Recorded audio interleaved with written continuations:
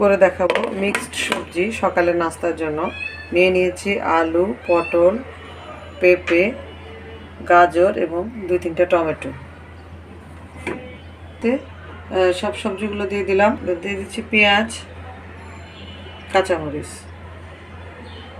মশলার মধ্যে ইউজ করেছি ধনিয়ার গুঁড়া, জিরার গুঁড়া, হলুদের গুঁড়া এবং লবণ।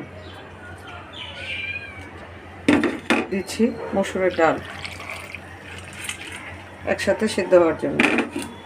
পানি সহ সিদ্ধ করার জন্য দিয়েছি 1 টেবিল চামচের মতো রান্নার সয়াবিন তেল। ওয়েট করছি সবজিটা সিদ্ধ হওয়া পর্যন্ত। দিয়ে দিচ্ছি আদা রসুনের পেস্ট। সবজিটা পানি শুকিয়ে গেছে। একটু ঝোল ঝোল না হলে সবজি খেতে ভালো লাগে না রুটি দিয়ে। ওয়েট করবো বলক ওঠা পর্যন্ত। এদিকে বলক উঠে এসছে আর পাশের চুলা